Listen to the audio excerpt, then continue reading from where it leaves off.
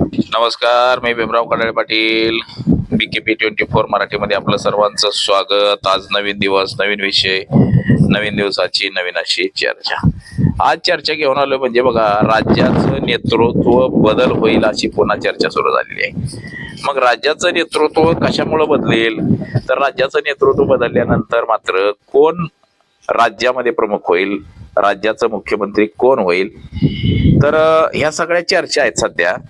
केंद्राचा विस्तार होणार आहे, मंत्रिमंडळ विस्तार, आणि त्या विस्तारामध्ये किती जण बदलले जाऊ शकतात, कुणाला घेतलं जाऊ शकतं? देवेंद्र फडणवीसांना घेतलं जाऊ शकतंय का केंद्रामध्ये? सध्या भाजप अडचणीत आहे आणि भाजपची अडचण भयंकर अशी झालेली आहे. जनजीएचं आंदोलन असेल, जैन अल्फाचा असेल, किंवा काँग्रेस पक्षाची जी आक्रमकता आहे, राहुल गांधी यांची पुण्यातली जी सभा आहे, पुण्यातलं वातावरण फिरवून टाकलंय सगळं. म्हणजे जिथं जिथं राहुल गांधींची सभा होते तिथं तिथं वातावरण चेंज होतंय. म्हणजे जसं नरेंद्र मोदी 2014च्या अगोदर 12-13ला ज्या सभा घेत होते आणि तिथं जी गर्दी होत होती, असंच काहीच आता महाराष्ट्रामध्ये, देशामध्ये राहुल गांधींच्या बाबतीत झालेलं आहे. तर ही आक्रमकता थांबवायची म्हटलं तर केंद्रामध्ये चांगले चांगले लोक घ्यावा लागतील आणि सगळं बदलण्याचा प्रयत्न करावा लागेल. जे विद्यार्थ्यांचं आंदोलन आहे, त्यांच्या ज्या प्रमुख मागण्या आहेत, त्यांना काय हवंय, नको आहे, हे सगळं देण्याचा प्रयत्न करावा लागणार आहे. आणि त्यामुळं काही बदल हे होतील का, याचीच आज आपण चर्चा करणार आहोत. त्यासाठी हा संपूर्ण व्हिडिओ बघा, म्हणजे आपल्या लक्षात येईल की नेमकं काय सुरू आहे. आणि आपण जर चॅनलवरती नवीन असाल तर चॅनल सबस्क्राईब करावा ही सर्वांना विनंती. आणि चला चर्चेला सुरुवात करूया. महाराष्ट्र राज्यामध्ये नेतृत्व बदल होईल अशी जोरदार चर्चा सुरू आहे.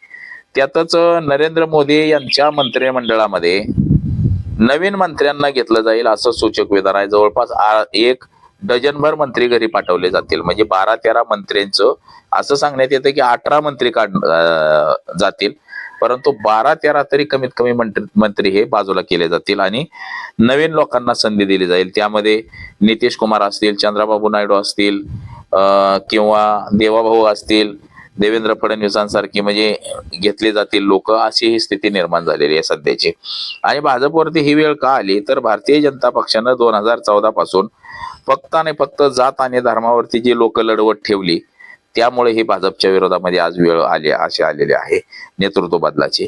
तसंच बघा, केंद्राचा मंत्रिमंडळाचा विस्तार हा थोड्या दिवसातच होणार आहे आणि तिथं देवाभाऊला घेतलं जाईल अशी चर्चा जोरदार आहे महाराष्ट्रामध्ये. तर राज्याच्या सध्या मंत्रिमंडळामध्ये देवेंद्र फडणवीस मुख्यमंत्री, तर एकनाथ शिंदे उपमुख्यमंत्री आणि सुनीत्रा वहिनी ह्या उपमुख्यमंत्री, म्हणजे एक फुल दोन हात सध्या महाराष्ट्राच्या मंत्रिमंडळामध्ये आहेत.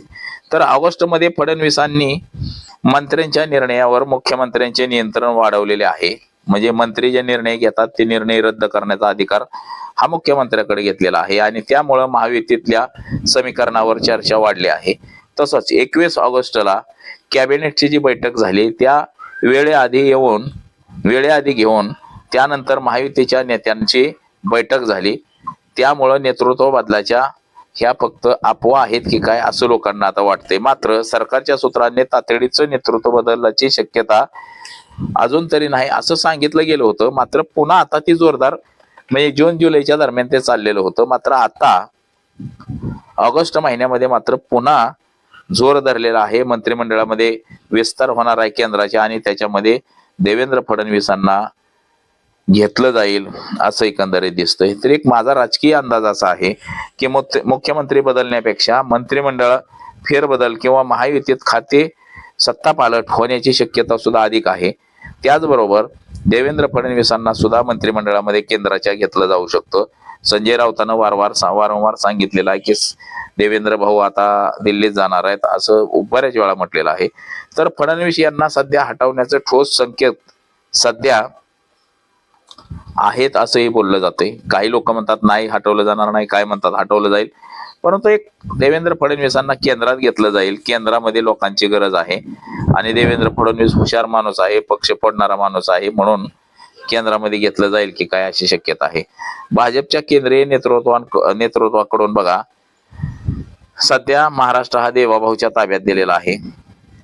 देवाभाऊनं अनेकांचं खच्चीकरण केलंय, जसं एकनाथ खडसे, सुधीर मुनगंटीवार, बऱ्याच जणांचं, पंकजा मुंडे यांचं खच्चीकरण केलेलं आहे. तर आता देवेंद्र फडणवीसांना जर बाजूला काढलं तर सर्वात चर्चेत आलेला पर्याय म्हणजे तो एकनाथ शिंदे आहे.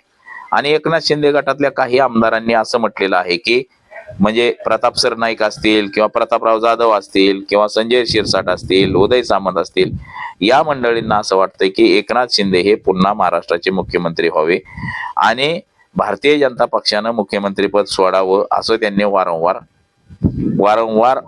एकनाथ शिंदे गटातले मंत्री म्हणतायत.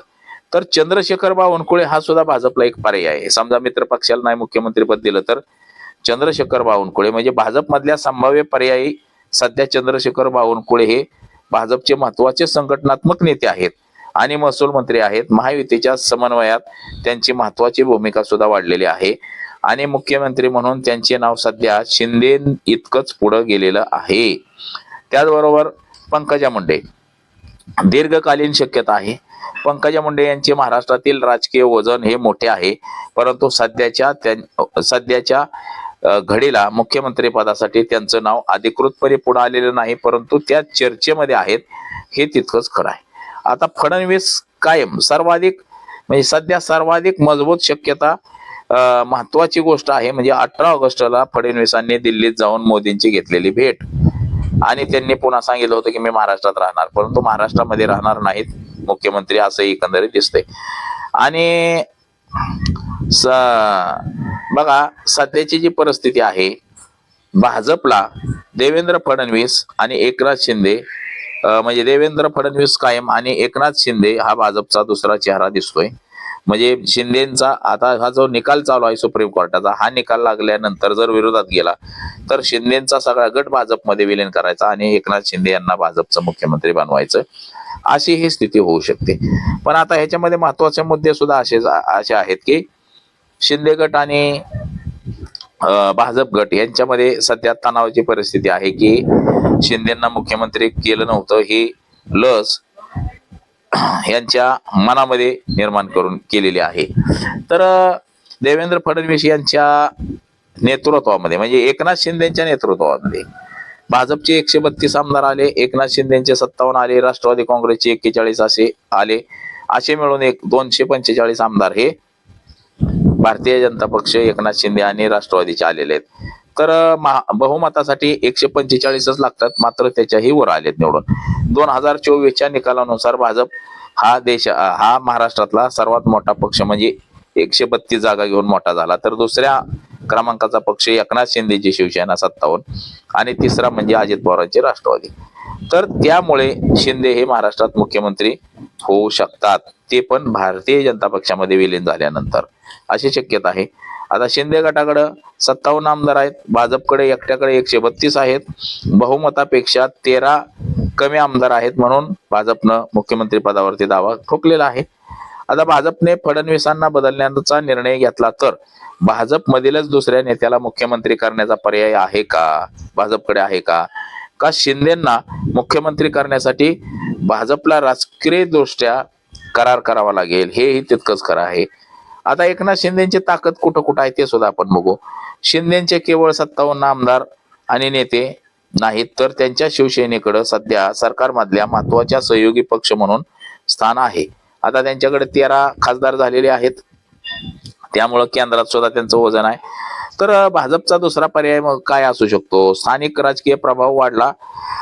2026 स्थानिक स्वराज्य संस्थेच्या निवडणुकीमध्ये भाजपची मजबूत कामगिरी आहे देवेंद्र फडणवीसांच्या कार्यकाळात, मात्र एकनाथ शिंदेची सुद्धा आहे त्यांच्या पाठोपाठ.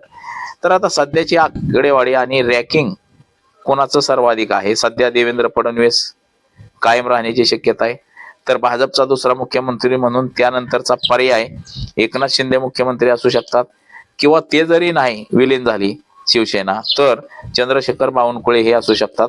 असे एकंदरीत आपल्याकडे पर्याय आहेत.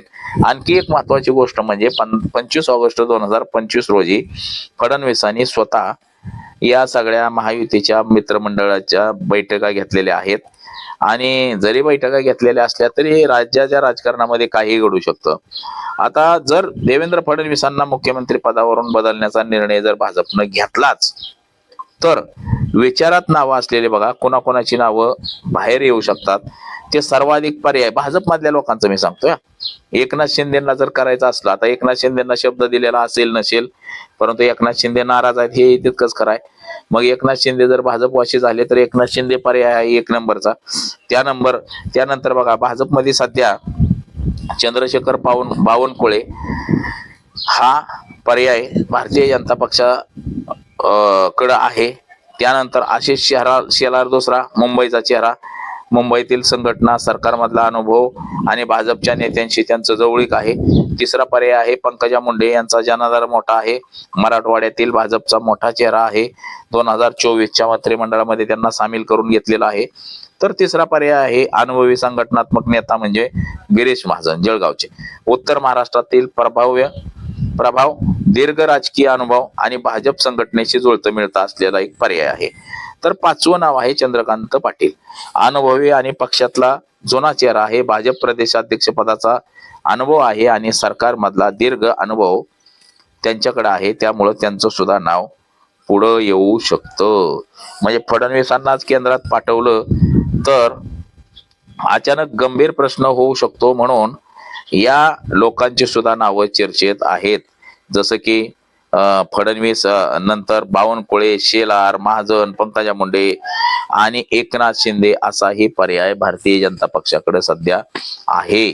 मात्र सध्या भारतीय जनता पक्षामध्ये विलीन होईल का शिवसेना आणि देवेंद्र फडणवीसांना केंद्रामध्ये घेतलं जाऊ शकतं का? तर घेतलं जाऊ शकतं, कारण की केंद्रामध्ये आता अनुभवी लोकांची गरज आहे. भारतीय जनता पक्षाच्या विरोधामध्ये जे कॉक्रोच जनता पार्टीचं जे आंदोलन झालं, या आंदोलनामुळं भारतीय जनता पक्षाचा जो दबदबा होता हा कमी झालेला आहे.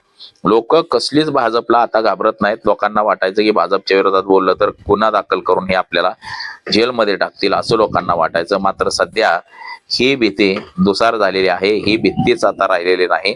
लोक भाजपला अजिबात घाबरत नाहीत सध्या. म्हणजे भाजपचं तुंतुन आता बंद पडायच्या मार्गावरती आलेला आहे.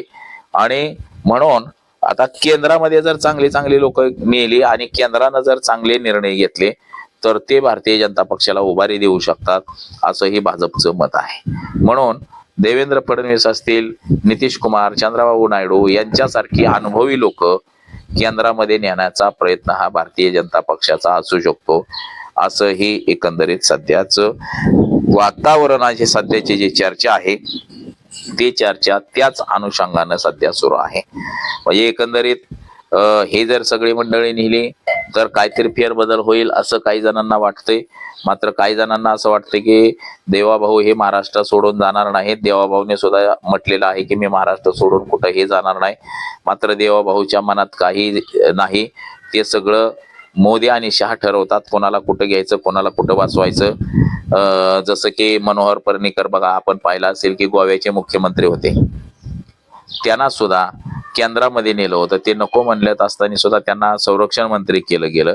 असे अनेक मुख्यमंत्री आहेत की त्यांना डायरेक्ट केंद्रामध्ये घेतलं गेलं आणि तिथं दुसरी माणसं बसवली गेलेली आहेत. तर असंच काहीच देवाभाऊच्या बाबतीत सुद्धा घडू शकतं, हेही तितकंच सध्या खरं आहे. तर बघा, आज एवढंच. माझा सहकारी कॅमेरामन अनिकेत समी, भीमराव कडाळे पाटील, BKP 24 मराठी, इंदापूर, पुणे.